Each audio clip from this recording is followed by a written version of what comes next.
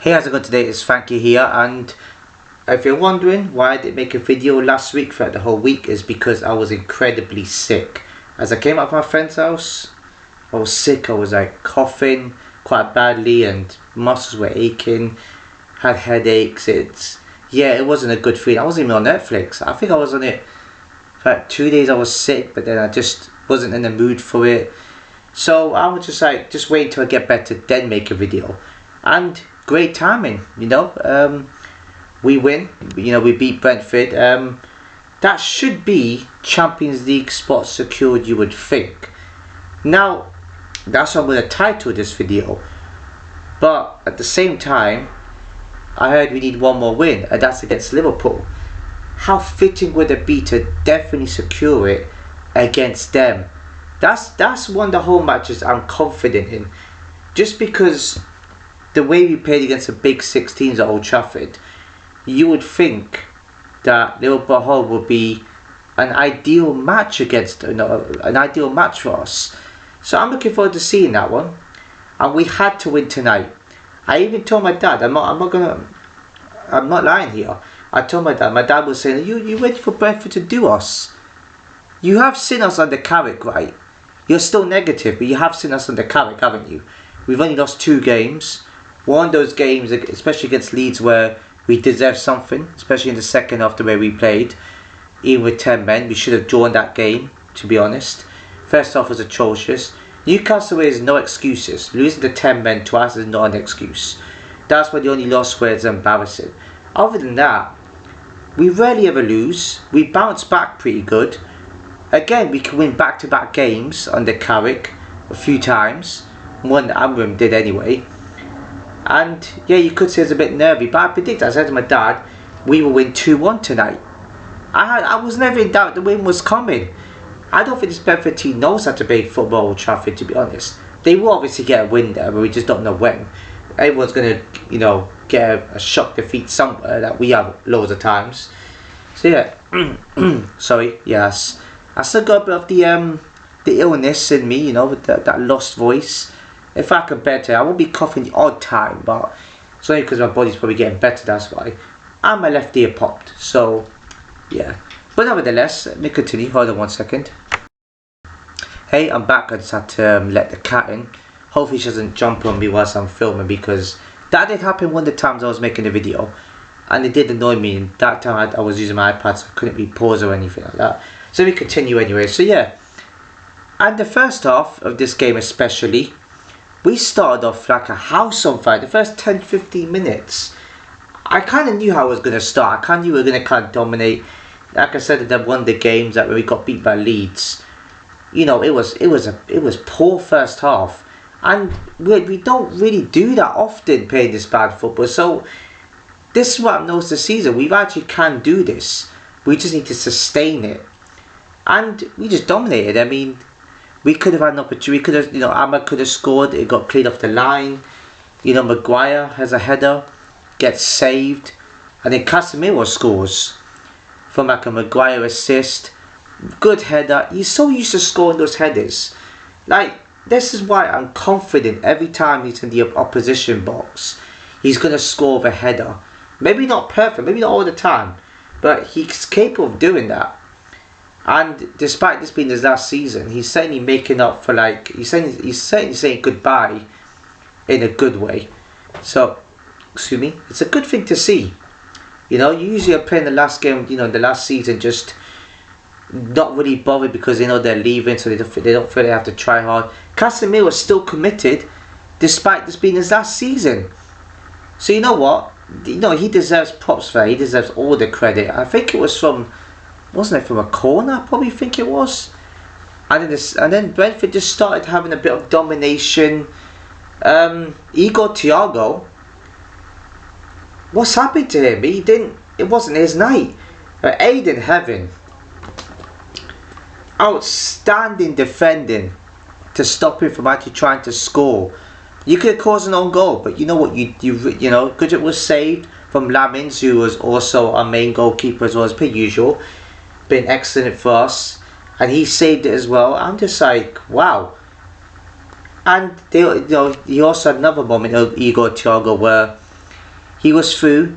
He stumbled, and I think Dalot kind of caused him to slip, because he slid in, and that kind of caught Thiago off guard and slips. He tries to get a second bite at it, gets defended again. And I think it was from Aiden Heaven, was it whoever it was? I can't remember who it was, to be honest. And they also have another moment, our keeper has a sack touching the ball. It wasn't going Brentford's way. They had a crossing. Again, Thiago misses it. Didn't even get a shot in at all. Like, the defending again, brilliant. I thought, and Kobe Mainu, brilliant with the tackles and challenges. You have Shaw actually passing well. Our passes were sharper when it needed to be. Just brilliant. Bruno Fernandes. Oh man. Another assist. I think he's one away from breaking a record. Brilliant assist. Bear in mind too, Maino did show good feet when Ahmad had that chance and it got cleared off. Brilliant feet there. I forgot to mention that. You know, I have to give out these good player moments here. And yeah, Bruno Fernandes passes it to Sesko, and he passes, you know, he comes, he puts it into the net, and it's 2-0. Brilliant. I mean, I expected 1 or 2-0 at half time. I would have been happy at 1-0. Second goal, crucial. And I'm kind of glad it was too, because I'm kind of glad we went to it. If it was at 1-0, we wouldn't have won this game. And second half, now, the weird thing is me that sorry.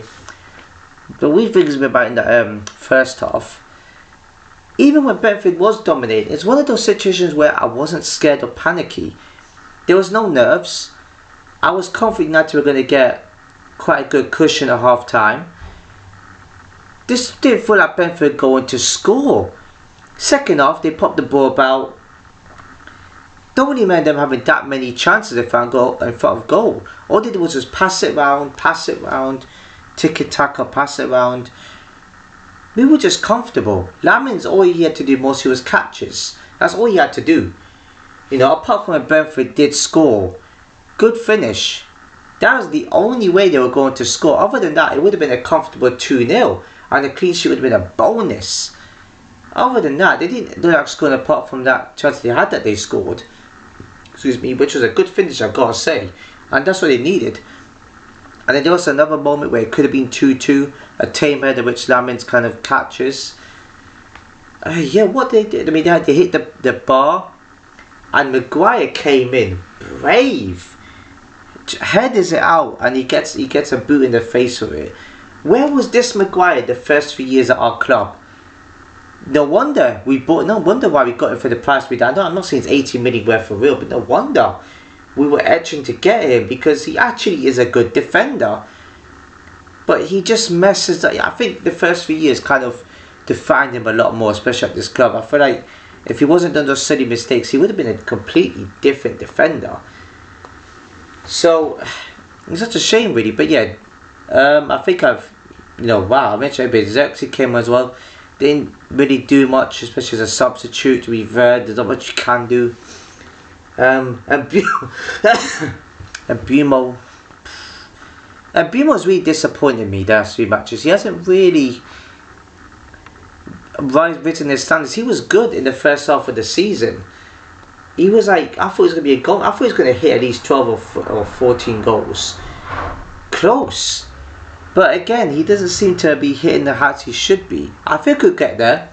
I think he just needs to, find his feet again and score. So I was a bit disappointed with him tonight.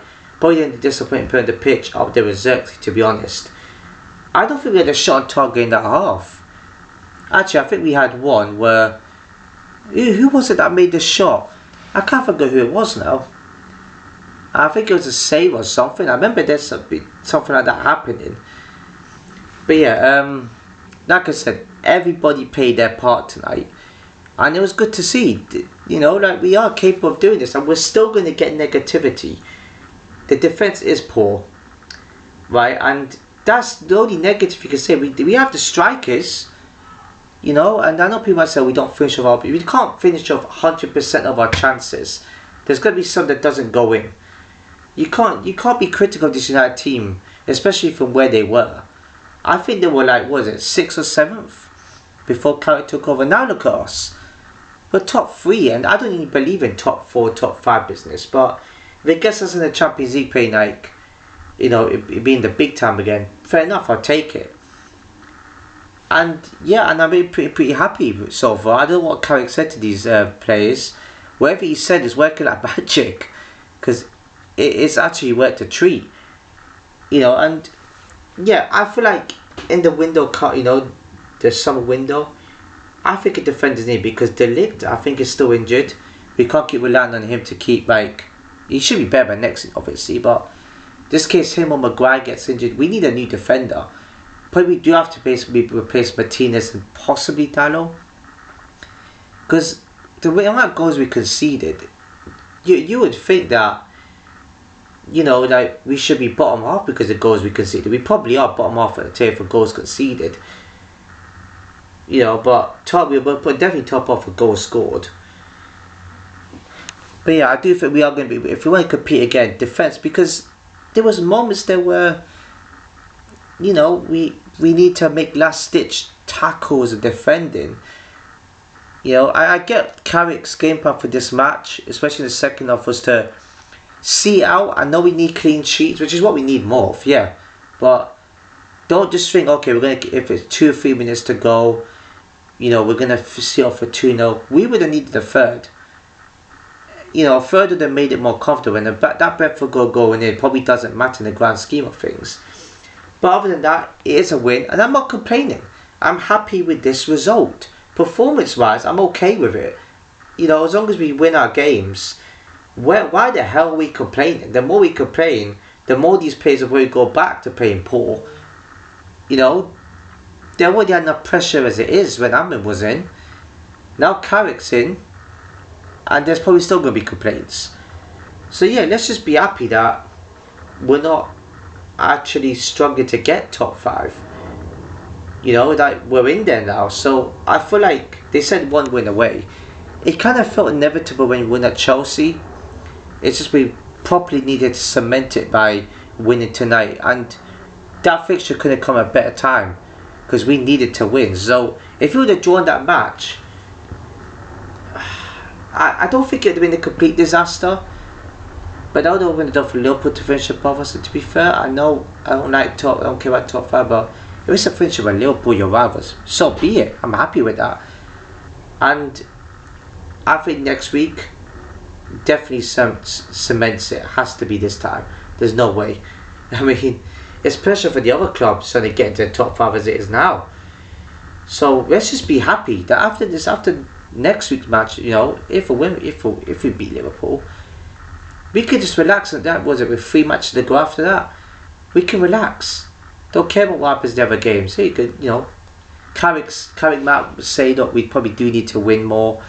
Probably just win an extra game or 2, just play for pride at this moment, see what happens. That sort of thing. And yeah, it's sad the season's nearly coming to an end. So, you know, I'll discuss more about what I'm going to do, you know, what I'm going to do when the football season finishes on the last match of the season. Makes more sense that way. Anyways, if you enjoyed the video, please give it a like, comment, share, subscribe, hit the notification bell. I'll see you in my next video.